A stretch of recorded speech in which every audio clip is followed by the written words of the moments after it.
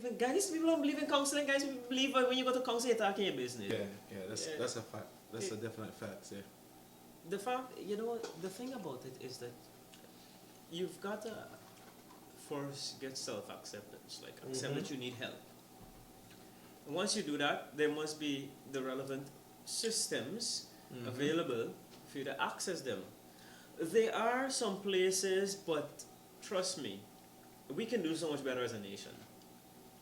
There are some places you can access the help, but I think what happens is that they're limited. They have limited resources, very limited resources. And that's something we need to look into because that's stirring up the nation. I totally agree with everything you're saying. Cheers to that. If you don't drink, you can die from thirst. Back to being a poet.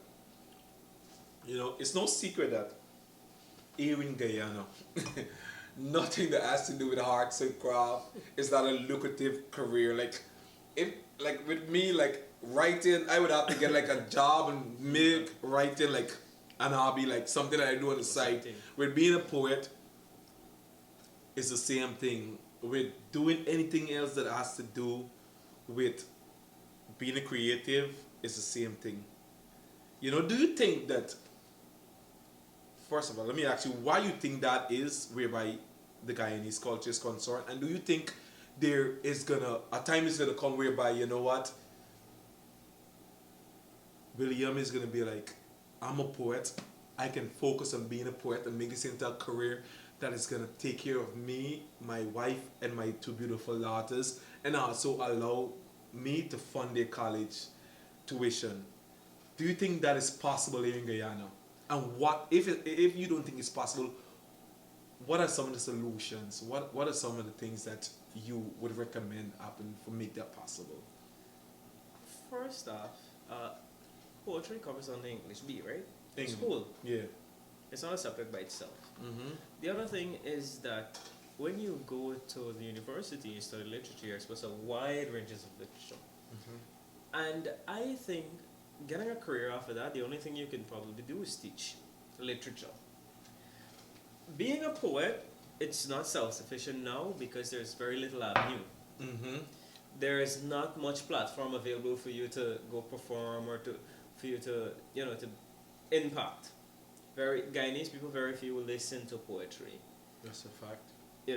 So it's not a lucrative career now, but it can be in the future because if you can if the government can, or perhaps private entities can get involved and they can look at at the arts industry and put it under some umbrella that it has to happen, like we have MASH every year. But don't you think it's already on the umbrella? Because it's a part of the primary education system and the secondary education system, because you do poetry in school, so don't you think that? Well, I don't understand why would they be teaching us this subject in school and then it can't be a career for us. You see what I'm trying to say? Yeah, I understand. I get you. You see, the fact is that they can do something about it. They can turn it into a lucrative career. Yeah. You can, because in every country there are great writers, and great writers realized after they would have gone. Then their work would have blossomed, and then they would have come. But you don't want to be a dead man and somebody else now enjoying your work. Yeah, that's a fact, yeah. You want to enjoy it while you're alive. Yeah, that's a fact. Jamal writes a book and I read Jamal's book. I want to go meet Jamal. I want to. You want that signature take from a Jamal. selfie with Jamal and say to my kids, look, Jamal signed this book and I was there. You don't want looking back at it.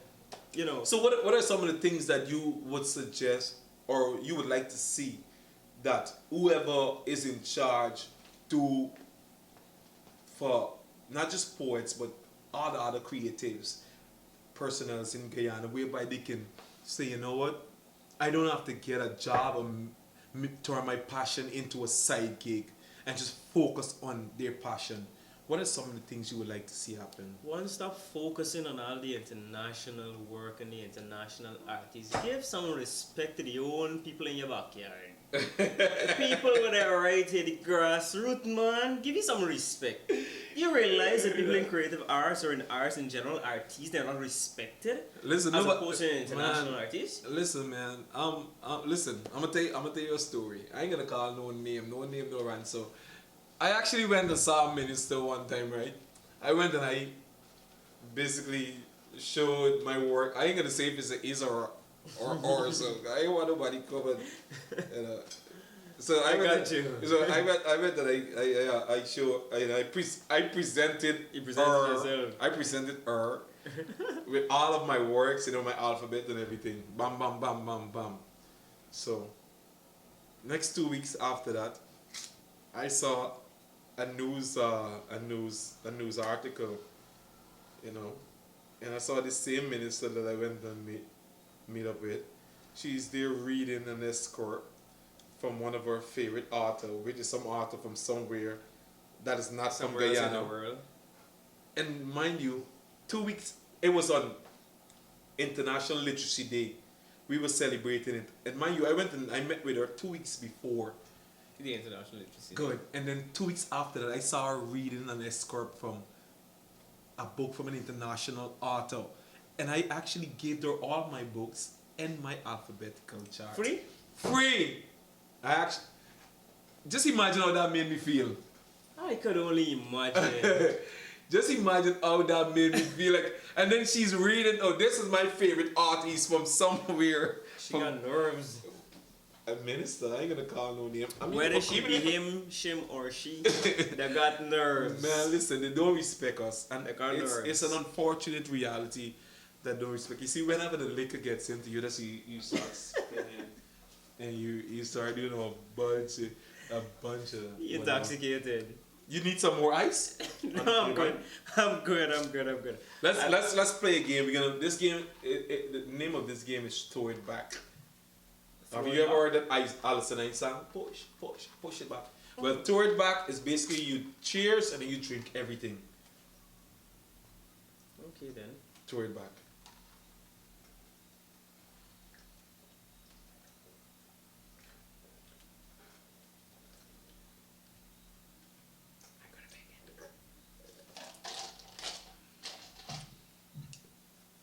If you don't drink, you can die from thirst. No, you gotta drink it out because I gotta pour back some more. You. What? Local wine compliments are perfect. You beauty salon, yo. Look at you. I come into this salon. Let me tell you something. This one is actually good, I come to this salon since August of 2016, and I never ever get no free wine. Look at you. You come one night and get free wine, homemade wine. Not just some, but a whole bottle. A whole bottle. Proper thing. Alright, good. Let me pour another shot. So I understand that you have actually put together a book of poems. Tell us a little bit about that, and are you planning on publishing this book for the world to see that William T. Ramlall is the What's up with that book? Tell us a little bit about that book. This book has this is my life. This is my life story here. Hold on, I don't mean to cut you, but could you finish this because I already finished mine, and let's start another one. It's a shot. You're supposed to finish it one time. What is shot bigger than the one? No, but I finished mine. Alright, buddy. Good. Alright, good. So tell us a little bit about that book, and are you gonna publish it? Are you gonna allow other women to feel that awesomeness? Tell us, man. Because you're an awesome writer. Your poems are awesome. Like, everything is just super dope about you, William. This book. Hold on. I'm giving you the small one. You see I'm taking the big one, right? Good. People, this shit is good. It's gonna get me high. You get the eye. According to my friend, this is the real shindig.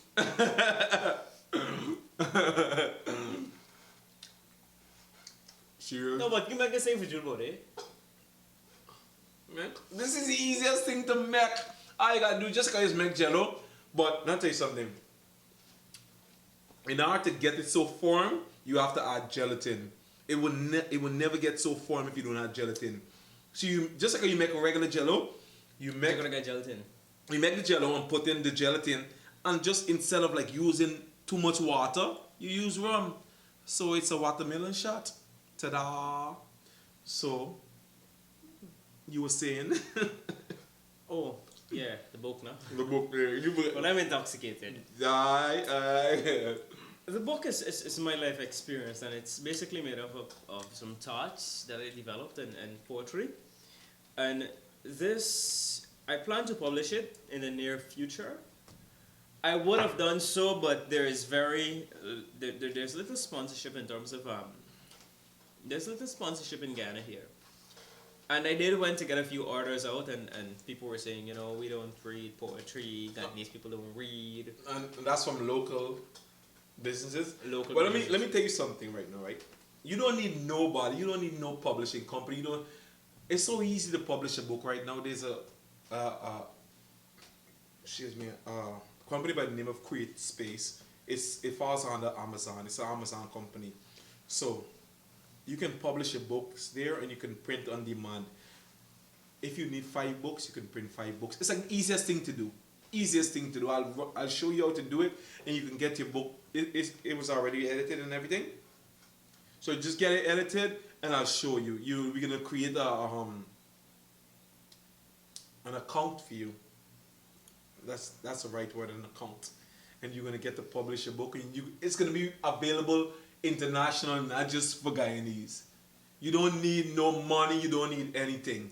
It's like the easiest thing, and it's Amazon, and it's copywritten everything. It's copyright everything. So it's like the easiest thing to do. That they don't promote these things because guess what? If the regular man know it, the publishing companies and the copyright companies will go out of business. So they don't promote this thing. You know what? I have you on Facebook. I got you. Yeah, We can keep it low. Good. So I have you on Facebook, right? And I know you've been mentioning all night that you're a husband and you're a father to beautiful girls. I don't know their name. Hopefully you're gonna tell me their name. Like, give us a little inside scoop on what on fatherhood. Well, like you've rightfully said, I have 2 beautiful daughters. They're the center of my universe. Fatherhood for me. What being a father means to you, like, cause guess what, a month ago I just actually became a father, and I actually designed a club. So this year I'm gonna be celebrating Father's Day. I'm only taking monetary gifts, people, like just monetary gifts. So or alcohol. or alcohol or coconut rum. So what does being a father means to you, and what type of advice you would give? Being a father is one of the greatest feelings. It is. There is. Yeah. I mean, besides writing poetry, being a father is one of the greatest feelings for me. It's not an opportunity; it's a blessing in itself. To nurture something so beautiful. I mean, I can't even explain it. You have to be there and experience it to know what it feels like. And like, you just come to the club. Trust me. You can get the feelings. It's something you just can't explain. It's so remarkable. Trust me. I wouldn't trade it for the world. I wouldn't trade being a father for the world. So what type of advice can you give to me on fatherhood? Like what to look out for? Like, I have a son, you have some daughters. You never know what can happen in 20 years with my sons and my son and your daughter. So what kind of advice? Kids in general will, like, from probably 1 to 5, they will throw sort of the same tantrums. So should I whip him, or like should I? Well, no. Well, I'm not basically the whipper type, the disciplinarian type. I am the loving, comfortable, I get what I want them to do. They do it, and I don't have to scream and yell. What are some of like the values that William T. Ramlall just be sitting and instilling into his daughter's life? Like, what are some of the things you be telling them? Yo, don't date this type of guy. Don't date that type of guy. Don't do this. What are some of the values that you're instilling into your kids' life right now? For me, it's basically just giving them that guidance along, you know, what's right and wrong. When it comes to that time of their life, I wouldn't have any say. I would be there on the side. Just Blame it on the rain. I mean, you're saying. I think when they do get to that part, that's going to be their choice. And trust me. Where's my phone? Where's my phone? Could somebody pass my phone for me? Yeah, you were saying. My phone, yeah. And trust me, you know, I'm not going to be telling them date this guy or date that guy. For sure. For sure. So, yeah. I was on the CORs last night and I actually promised that I was going to play this song on the show tonight, so. They will agree. I heard this song. Tell me again this song. This has nothing to do with your interview.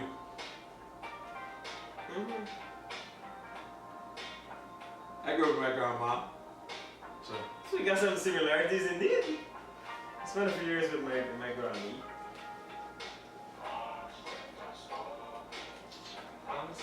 Broken.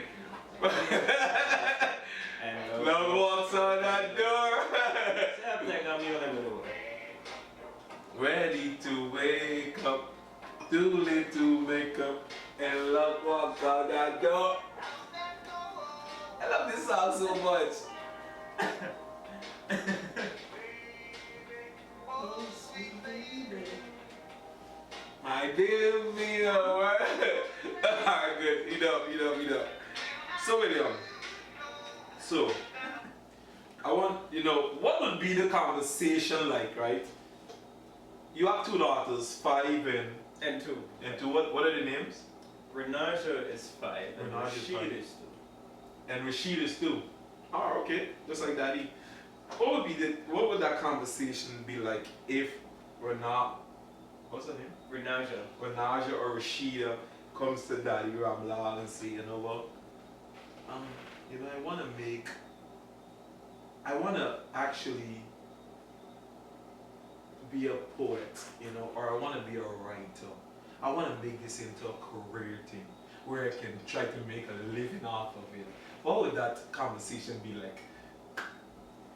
What is some advice you would give to them? Like, that's a tough cookie. But based on where we are then, in terms of how the country is evolving culturally, and how they respect arts, yeah.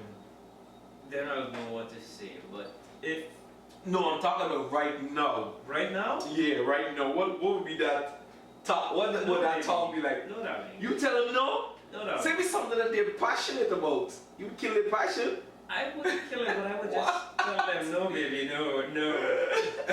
You got your bills to pay. I mean, come on. Let's see it for what it is. It's not lucrative. I gotta be real with them. I'm not this sugarcoat type of person that's gonna put the icing on the cake for you. I'll give you the black cake or the sponge cake just as it is. You ain't got to worry about what it be that there and give it to you just so. So I would tell them plain and how it is. It's not lucrative. You can do it on the side. You can write it. I wouldn't kill their dreams and their passions by it. But if you want to go ahead, that's your choice. But I'm going to tell you up front, it ain't feasible. And that's basically it. But honey, if you want to write and it's your passion, then you write, baby. Because writing has been working for Daddy all these years. Definitely. So if that's what makes you happy, then go ahead. So But just so you know that you got paid bills when you want that. Definitely. Is there anything that we forgot to talk about? I don't think so. We pretty much covered everything. You came, you saw, you hate, you refused a shot. Who are some of the friends that you would like to see have this kind of experience? I want you to nominate some of your friends. I do not have friends per se. I am more introverted. But I would like to recommend a few people that I like their work and I think that they would enjoy their show. Like Lloyd Alicia. Definitely. And Clinton Duncan. And the two of them stand out. Probably Randy Critchlow. Yeah. I don't know if he's a drinker but they got good creative skills. Okay. They got good work. So where can the people find you on social media? I'm on Facebook, William T. Ramlall. Ramlall with Ramlall. That's right. The only On, one. The are only. you on Instagram? No. Oh, actually, I do have an Instagram account, but I don't want it. Okay, so I you don't know, want it. you were a good sport. The only thing that I didn't really like is the fact that you refused my last shot. Well, That's automatically disqualified. So well, here what, man. I still got this. yeah, thanks for glass. being here. Thanks for the inspiration that you have provided within my life. Keep doing you, and you know you gotta continue looking past the bigger picture. Things is gonna happen for us for you too. Oh, we gotta push it. Definitely, you know. Thanks for tuning in to another episode of Intoxicated. As you can see, we're intoxicated. This is really make sure to subscribe. Do whatever you want to do. Drink responsibly. If you don't wish to drink responsibly, don't drink.